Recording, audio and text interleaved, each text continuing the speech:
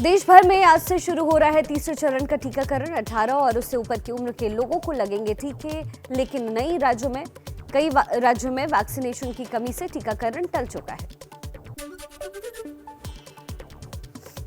मध्य प्रदेश, उत्तराखंड, पंजाब, बिहार, पश्चिम बंगाल, तमिलनाडु समेत कई राज्यों में आज से 18 और उससे ऊपर वालों को टीका नहीं लग पाएगा। इन राज्यों की सरकारों ने कहा है कि वैक्सीन की भारी किल्लत है। महाराष्ट्र के सीएम उद्धव ठाकरे ने कहा, 18 से ऊपर के लोगों को टीकाकरण आज से शुरू करेंगे। जैसे जैसे वैक्सीन मिलेगी वैसे वैसे डोज देंगे। स्वास्थ्य मंत्री बोले, महाराष्ट्र दिवस के मौके पर सांकेतिक टीकाकरण की मुहिम होगी। 18 साल से ज्यादा उम्र वालों को वैक्सीन मुहिम शुरू होने से पहले दिल्ली के सीएम केजरीवाल बोले, अभी वैक्सीन नहीं है इसलिए लाइन में ना लगे, वैक्सीन आते ही सरकार करेगी ऐलान। गुजरात में अहमदाबाद, सूरत और वडोदरा समेत 10 जिलों में आज 18 साल से ऊपर के लोगों को टीका लगेगा। छत्तीसगढ़ में भी आज से शुरू होगा वैक्सीनेशन। राजस्थान में 11 जिलों में आज से 18 से 44 साल के लोगों को टीका लगना शुरू होगा। स्वास्थ्य मंत्री रघु शर्मा के मुताबिक सीरम इंस्टीट्यूट ने राजस्थान को फिलहाल 3 लाख डोज पहुंचाने पर सहमति दी है। यूपी में आज सिर्फ 7 बड़े जिलों में ही लगेगा 18 और उससे ऊपर के लोगों को टीका। लखनऊ, वाराणसी, कानपुर, प्रयागराज, गोरखपुर, बरेली और मेरठ में वैक्सीन लगाने की तैयारी शुरू। देश में कई प्राइवेट अस्पतालों में भी आज से 18 से 44 साल के लोग लगवा सकते हैं टीका। अपोलो के कई अस्पतालों और उत्तर भारत के फोर्टिस अस्पतालों में कोरोना वैक्सीन उपलब्ध। तीसरे चरण के टीकाकरण के लिए कोविन ऐप पर 28 अप्रैल से 2 करोड़ 45 लाख से ज्यादा लोगों ने करवाया रजिस्ट्रेशन। निजी और सरकारी दोनों तरह के सेंटर पर लगेंगे टीके। देश में वैक्सीन की भारी कमी के बीच आज भारत आएगी रूसी वैक्सीन स्पुतनिक 5 की पहली खेप। कोविशील्ड और कोवैक्सीन के बाद भारत में लगने वाली तीसरी वैक्सीन होगी स्पुतनिक 5।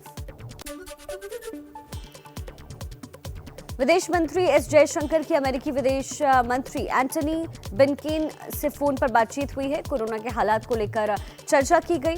ब्लिंकन ने हमदर्दी जताते हुए भारत को हर संभव मदद का भरोसा दिया। चीन के राष्ट्रपति शी जिनपिंग ने पीएम मोदी को भेजा संदेश। कोरोना के खिलाफ लड़ाई में मदद का प्रस्ताव दिया। भारत के हालात पर संवेदना भी जताई। देश में कोरोना से बिगड़ते हालातों पर पीएम मोदी ने मंत्रिपरिषद की बैठक में चर्चा की। सभी मंत्रियों से हालात और उपायों की जानकारी ली। टीकाकरण मुहिम को सफल बनाने में पूरी ताकत से जुटने के निर्देश दिए। पीएम मोदी ने वर्चुअली बैठक में सभी केंद्रीय मंत्रियों से कहा, अपने इलाके में वो लोगों से संपर्क में रहें, उनकी मदद करें, हालात की जानकारी लेते रहें। चलिए कुछ और खबरें फटाफट अंदाज में। देश में कोरोना से हाहाकार, रोज तेजी से बढ़ रहे नए मामले। 24 घंटे में रिकॉर्ड तोड़ 3,86,452 नए मरीज मिले। 3,458 लोगों की मौत, करीब 3 लाख लोग ठीक भी हुए। केंद्र स्वास्थ्य मंत्रालय का ताजा बयान, कहा दिल्ली, महाराष्ट्र और छत्तीसगढ़ में हालात बहुत ज्यादा खराब। कुल मौतों में 50% इन 3 राज्यों में ही। कोरोना से मौत में दिल्ली अब दूसरे नंबर पर। देश में कोरोना से गहराते संकट पर सुनवाई कर रहा सुप्रीम कोर्ट आज जारी करेगा आदेश। कल सख्ती के साथ केंद्र सरकार को वैक्सीन और दवा को लेकर दिए थे निर्देश। देश में टीकाकरण की मुहिम पर केंद्र से सुप्रीम कोर्ट ने किया सवाल। राज्यों को 100% वैक्सीन खरीद कर क्यों नहीं देती है केंद्र सरकार? एक कंपनी की वैक्सीन की कीमत भारत और अमेरिका में अलग अलग क्यों? दिल्ली में ऑक्सीजन की किल्लत पर सुप्रीम कोर्ट की केंद्र को फटकार, कहा केंद्र सरकार भी दिल्ली के प्रति जवाब दे। अगर कुछ नहीं किया गया तो सोमवार तक और 500 लोगों की मौत हो जाएगी। सुप्रीम कोर्ट ने कल राज्यों को भी दी हिदायत, कहा सोशल मीडिया पर ऑक्सीजन बेड की शिकायत गलत नहीं। परेशानी शेयर करने वाले ऐसे लोगों पर अगर कार्रवाई हुई तो इसे कोर्ट की अवमानना माना जाएगा।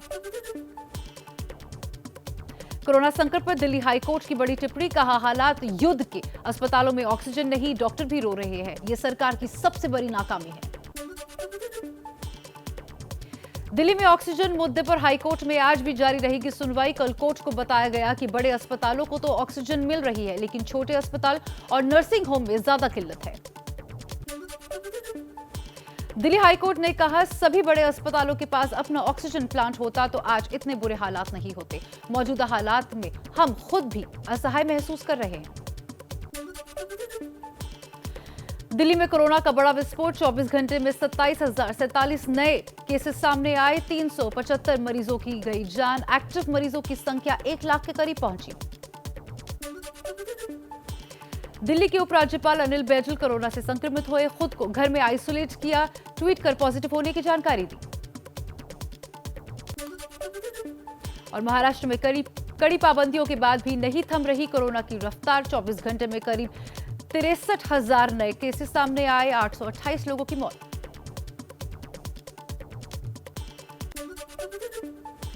और महाराष्ट्र की जनता के नाम संदेश में बोले सीएम उद्धव ठाकरे, तीसरी लहर के लिए भी हम तैयार हैं, राज्य में ऑक्सीजन की कोई कमी नहीं होने देंगे।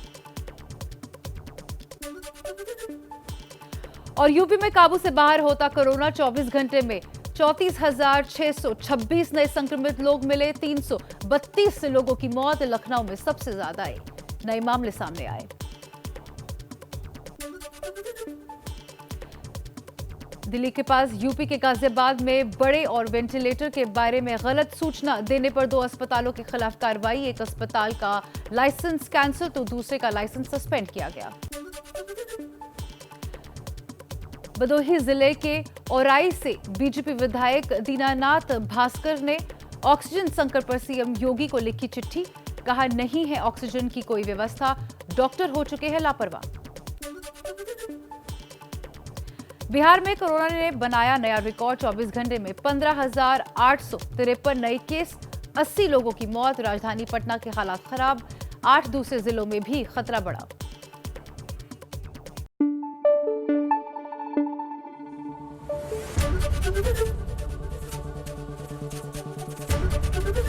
एबीपी न्यूज आपको रखे आगे।